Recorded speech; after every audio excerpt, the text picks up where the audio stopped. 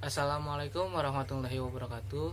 Kami dari kelompok 11 akan mempresentasikan tentang analisis kekuatan dan jalur pendidikan calon guru. Sebelumnya, perkenalkan anggota dari kelompok 11. Materi pertama yaitu Saudari Wega Indah Fajriha, NPM 182151-113. Selanjutnya, pemateri kedua sekaligus moderator yaitu Chandra Gunawan, NPM 182151-059. Selanjutnya, pemateri ketiga yaitu Viana Amanda Maulani, NPM 182151-076. Itulah dari anggota dari kelompok 11. Untuk mempersingkat waktu, mari kita langsung ke pokok pembahasan. Yang pertama, itu adalah kebijakan pendidikan profesi keguruan yang akan disampaikan oleh Saudari Wega. Kepada Saudari Wega, dipersilakan. Kita ketahui bahwa guru merupakan seorang pendidik profesional dengan tugas utama mendidik, membimbing, mengawasi, menilai, dan juga mengevaluasi peserta didik pada pendidikan anak usia dini, pendidikan formal, pendidikan dasar, dan juga pendidikan menengah. Sebagaimana terdapat pada Undang-Undang Republik Indonesia Nomor 14 Tahun 2005 tentang Guru dan Dosen. Beberapa dasar pemikiran penyelenggaraan pendidikan keguruan lebih memfokuskan pada perkembangan kualitas pendidik atau kompetensi yang dimiliki pendidik yang menjadi acuan suatu satuan pendidikan. Sebagaimana dijelaskan dalam buku Pedoman Penyelenggaraan Sertifikasi menurut Dirjen Pendidikan Tinggi, di mana dalam uji sertifikasi tersebut terdapat 3 yuridis formal. Yang pertama yaitu Undang-Undang Nomor 20 Tahun 2003 tentang Sistem Pendidikan Nasional. Yang kedua, Undang-Undang Nomor 14 Tahun 2005 tentang Guru dan Dosen dan juga peraturan pemerintah. Yang ketiga yaitu Undang-Undang Nomor 19 Tahun 2005 tentang Standar Pendidikan Nasional, yang mengamanatkan bahwa kualifikasi pendidik itu mencakup S1 atau D4, yang kedua memiliki kompetensi, dan yang ketiga itu dia memiliki sertifikat. Sehubungan dengan hal tersebut, maka Menteri Pendidikan Nasional menetapkan 2 peraturan. Yang pertama yaitu Peraturan Nomor 18 Tahun 2007 tentang sertifikasi bagi guru dalam jabatan melalui penilaian portofolio. Yang kedua yaitu Undang-Undang Nomor 40 Tahun 2007 tentang sertifikasi bagi guru dalam jabatan melalui jalur pendidikan. Kebijakan-kebijakan inilah yang menjadi dasar bagi LPTK atau Lembaga Pendidikan Tenaga Kependidikan sebagai acuan dasar agar agar seorang pendidik itu memiliki kompetensi minimal keprofesionalan. Hal ini pula telah dituangkan dalam Peraturan Pemerintah Nomor 74 Tahun 2008 mengenai definisi guru yang secara jelas dinyatakan dalam bab 1 pasal 1 ayat 1 sampai 4, yaitu sebagai berikut. Yang pertama, guru adalah pendidik profesional dengan tugas utama mendidik, mengajar, membimbing, mengarahkan, melatih, menilai, dan mengevaluasi peserta didik pada pendidikan anak usia dini, jalur pendidikan formal, pendidikan dasar, dan pendidikan menengah. Yang kedua,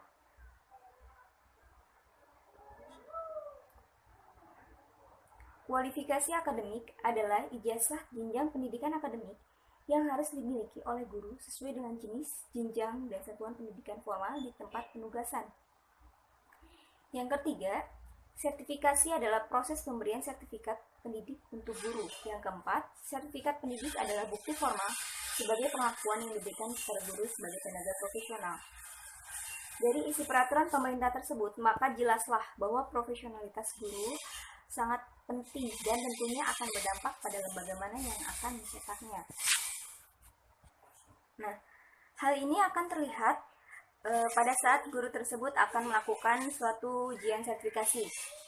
di mana nanti akan terlihat sejauh mana kemampuan yang dimiliki dan juga seperti apa kompetensi yang dimilikinya, dan yang akan menjadi jaminan itu adalah lembaga yang mencetaknya. Seperti itu. Selain memberikan sejumlah persyaratan dan atau penilaian terhadap sistem sertifikasi terhadap guru, pemerintah juga memberikan panduan agar nantinya LPTK yang akan mencetak calon pendidik ini agar lebih berkualitas. Pemikiran tersebut sangat bersentuhan dengan suatu kewajiban pendidikan profesi guru yang dimana memerlukan suatu pedoman atau mengharuskan suatu pedoman atau kebijakan agar suatu kegiatan profesi, suatu kegiatan pendidikan itu bisa berjalan lebih baik lagi dari sebelumnya, dan juga agar lebih berkualitas lagi bagi para pendidiknya. Terima kasih kepada saudari Wega yang telah menyampaikan materinya. Selanjutnya kita ke pokok pembahasan kedua. Untuk mempersingkat waktu, kepada Chandra Gunawan kami persilakan. Terima kasih kepada moderator yang telah memberikan kesempatan kepada saya untuk menyampaikan materi tentang faktor yang berpengaruh dalam mewujudkan calon guru yang profesional. Seorang guru dalam melaksanakan tugasnya yang mulia mempunyai faktor pendukung yang menunjang sehingga dapat mendorong keberhasilan dan kesuksesan dalam menjalankan tugasnya. Faktor pendukung ini bisa lahir melalui dirinya sendiri maupun dari luar dirinya. Faktor pendukung dari dalam diri. Yang pertama, semangat dalam mengajar tugasnya.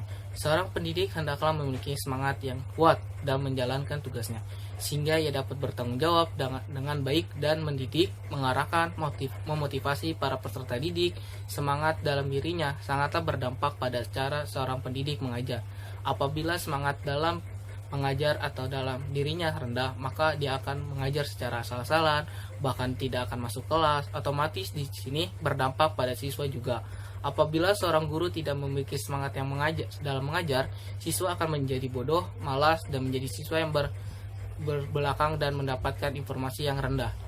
Yang kedua, tingkat pendidikan. Seorang pendidik akan menjadi profesional apabila ia mempunyai tingkat pendidikan yang tinggi. Karena tingkat pendidikan yang sangat mendukung terbentuknya kinerja yang profesional yang diharapkan oleh masyarakat. Untuk membentuk anak-anaknya menjadi anak yang mempunyai pengetahuan yang luas dan menjadi anak yang berakhlak baik atau berbakti pada orang tuanya. Dan yang ketiga yaitu adalah intelektual. Seorang pendidik yang memiliki intelektual sangat mendukung dalam mewujudkan kinerja sebagai peserta didik yang profesional dan juga dapat mewujudkan mutu pendidikan. Intelektual yang dimaksud ialah kemampuan seorang pendidik dalam menyusun materi pembelajaran yang rumit menjadi mudah dan dapat dipahami dan dimengerti oleh para siswanya.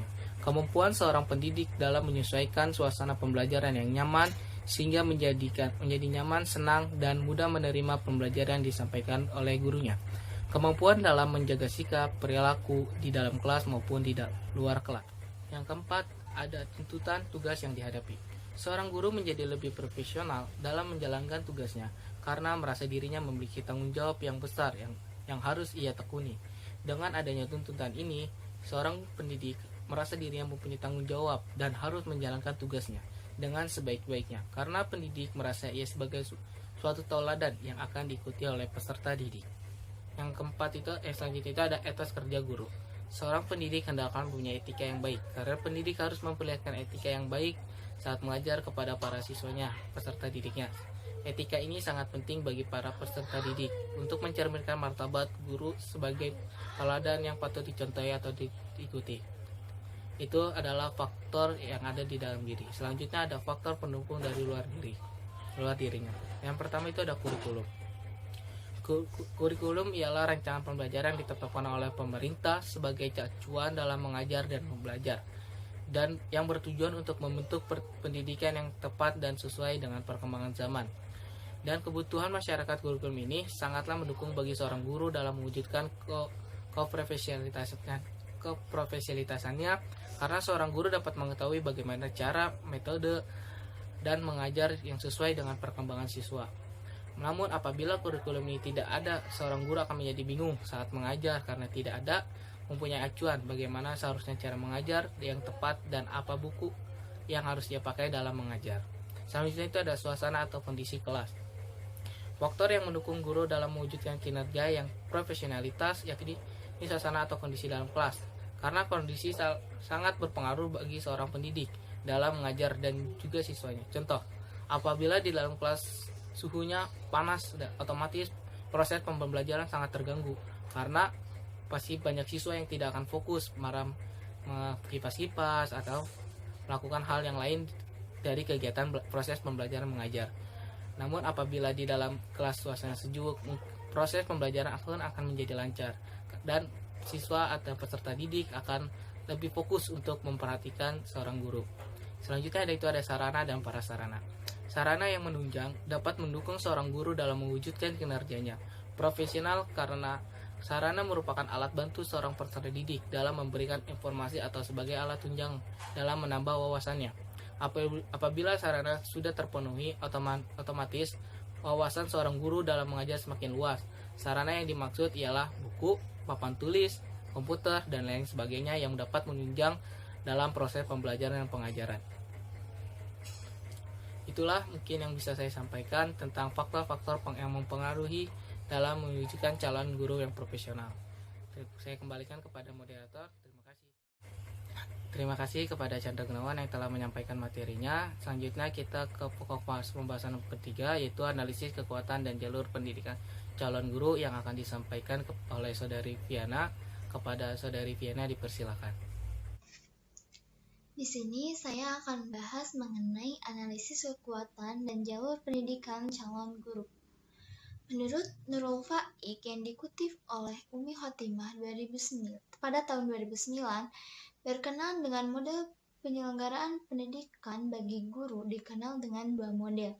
Yang pertama model konkuren dan yang kedua model konsekutif. Apa sih pengertian dari model konkuren dan model konsekutif? Model konkuren merupakan suatu model penyelenggaraan pendidikan guru yang dilakukan dalam satu fase antara bidang studi yang akan diajarkannya dengan kompetensi pedagogik atau ilmu kependidikannya. Model ini telah dikenal sejak lama, sekitar kurang lebih 50 tahun di Indonesia dalam proses penyelenggaraan pendidikan. FKIP, IKIP, SPG, PGA. Hal itu merupakan sebagai bentuk LPTK yang pernah ada di Indonesia dengan menggunakan model konkuren ini. Model ini mengasumsikan bahwa seorang calon guru sejak awal sudah mulai memasuki iklim menjiwai, menyadari akan dunia profesinya sebagai guru. Seorang guru tidak hanya dituntut untuk menguasai bidang studinya saja yang akan diajarkan, melainkan kompetensi pedagogik, sosial, akademik, dan kepribadian sebagai pendidik. Kompetensi tersebut merupakan suatu ramuan komposisi yang khas yang harus dijiwai oleh pendidik. Nah, kalau guru diasumsikan sebagai guru profesional, maka guru harus dipersiapkan juga secara profesional, secara sengaja dibuat untuk menjadi guru. Juga di lembaga yang sengaja dibuat dan dipersiapkan untuk mendidik calon guru. Nah, yang kedua yaitu model konsekutif. Model konsekutif adalah model yang menghendaki penyiapan guru yang dilakukan dalam nafas atau rangkaian yang berbeda. Artinya, calon guru sebelumnya tidak dididik dalam settingan LPTK. Mereka adalah sarjana bidang ilmu, kemudian setelah itu menempuh pendidikan lanjutan di LPTK untuk memperoleh akta kependidikan yang diposisikan sebagai lisensi profesi guru. Nah, model ini menghendaki sarjana dulu dalam bidangnya yang kemudian mengikuti pendidikan akta kependidikan sebagai sertifikasi profesi kependidikan. Selanjutnya, apa sih kelebihan dan kelemahan dalam model konkuren dan konsekutif ini? Yang pertama yaitu kelebihan dan kekurangan model konkuren. Untuk kelebihan dari model konkuren yaitu guru konkuren lebih menguasai ilmu pendidikan daripada guru konsekutif. Yang kedua, guru konkuren mempunyai peluang untuk menjadi guru profesional yang lebih besar daripada guru konsekutif. Nah, untuk kelemahan dari model konkuren, guru konkuren dalam penguasaan materi belajarnya lebih rendah atau lebih kurang daripada model konsekutif, karena guru konkuren hanya belajar sebagian dari disiplin ilmu yang harus diajarkannya di sekolah, sedangkan guru konsekutif mereka menguasai bidangnya secara mendalam.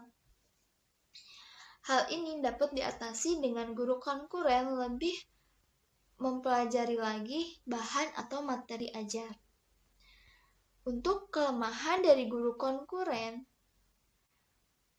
yang kedua, guru konkuren terancam menjadi pengangguran karena lahan pekerjaannya bisa diambil alih oleh guru konsekutif. Yang kedua yaitu kelebihan dan kelemahan dari guru konsekutif. Untuk kelebihan dari guru konsekutif lebih menguasai materi belajar. Yang kedua, para lulusan dari ilmu murni mempunyai peluang untuk menjadi guru dengan syarat melalui pendidikan serata atau pendidikan untuk mendapatkan akta kependidikan yang diposisikan sebagai lisensi dari profesi guru. Nah, untuk kelemahan dari model konsekutif, yang pertama, guru konsekutif tidak menguasai ilmu pendidikan atau penguasaan ilmu pendidikannya lebih kurang daripada guru konkuren. Karena guru konsekutif hanya belajar ilmu murni. Nah, hal ini dapat diatasi dengan guru konkuren mempelajari ilmu pendidikan supaya menjadi guru yang profesional. Kedua, guru konsekutif akan bersaing dengan guru konkuren. Tentunya, guru konkuren juga akan bersaing dengan guru konsekutif. Nah, kemudian, menurut kalian, mana sih yang lebih baik dari kedua model tersebut? Apakah model konkuren atau model konsekutif? Jawabannya, kedua model tersebut masing-masing mempunyai kelebihan dan kekurangan. Di samping itu, tergantung kepada penafsirannya apakah sebaiknya profesi guru merupakan profesi yang tertutup atau profesi yang terbuka. Artinya, jika profesi guru adalah profesi tertutup, maka model konkuren yang akan dijadikan acuannya dengan memberikan penguatan lebih dalam pada penguasaan bidang ilmu atau subjek materi. Artinya, perguruan tinggi yang berperan sebagai LPTK harus semakin diperkuat dan didorong untuk lebih bagus lagi. Pemerintah pun wajib untuk memberikan perhatian yang tinggi terhadap penyelenggaraan pendidikan guru di LPTK. Sejalan dengan semakin bergengsinya profesi guru, maka LPTK akan semakin menjadi perhatian publik dan minat menjadi guru akan semakin kompetitif. Nah, jika guru adalah profesi yang terbuka, maka berarti guru konsekutif yang dijadikan sebagai acuannya. Akibatnya akan menjadi kecenderungan tereduksinya keberadaan LPTK hanya sebagai lembaga sertifikasi profesi guru semakin mendekati kenyataan. Nah, jadi jika profesi guru adalah profesi terbuka, maka guru konsekutif yang akan menjadi acuannya. Kemudian, keberadaan LPTK bisa menjadi hanya sebagai lembaga sertifikasi profesi guru. Nah, sebab untuk menjadi guru tidak perlu studi di LPTK, di lembaga LPTK. Berlatar belakang perguruan tinggi apapun, bila akan menjadi guru, cukup mengikuti pendidikan sertifikasi profesi guru yang diselenggarakan oleh pemerintah di LPTK. Nah, lebih lanjutnya, Nurul Faik pada tahun 2008 mengatakan bahwa disinilah keharusan redefinisi dan refungsi kelembagaan LPTK. Yang diperlukan adalah keputusan yang jelas dan tegas dari pemerintah dalam menetapkan model mana yang akan dipilih dalam penyelenggaraan pendidikan calon guru. Sekian yang dapat saya sampaikan. Mohon maaf apabila ada kata yang kurang berkenan di hati kalian. Terima kasih. Terima kasih kepada Viana yang telah menyampaikan materinya. Mungkin saya selaku moderator akan menyampaikan kesimpulan dari pemaparan materi yang sudah disampaikan oleh para pemateri. Yaitu dalam penentuan kebijakan pendidikan profesional ke guru terdapat beberapa dasar pemikiran yang penyelenggaraan pendidikan. Keguruan dalam perkembangan lebih difokuskan pada masalah kualitas atau kompetisi yang selama ini menjadi acuan setiap tahun pendidikan. Pemikiran tersebut sangat bersentuhan dengan suatu kebijakan penyelenggaraan pendidikan profesi guru atau PPG, mengharuskan adanya pedoman atau aturan pelaksanaan agar kegiatan pendidikan profesi ini dapat segera dilaksanakan dengan sebaik-baiknya. Seorang guru dalam melaksanakan tugasnya yang mulia mempunyai faktor pendukung yang menunjang sehingga dapat mendorong keberhasilan dan kesuksesan dalam menjalankan tugasnya. Acuan model pendidikan atau penyelenggaraan pendidikan bagi guru selama ini dikenal ada dua model, yaitu concurrent model dan consultative model. Kedua model penyelenggaraan pendidikan tersebut mempunyai kelebihan dan kelemahan. Di samping itu tergantung kepada penafsiran apakah sebaiknya profesi guru merupakan profesi yang tertutup atau yang terbuka. Mungkin itu saja kesimpulan pada presentasi kali ini. Mungkin kepada teman-teman yang ingin ditanyakan bisa langsung ditanyakan. Terima kasih.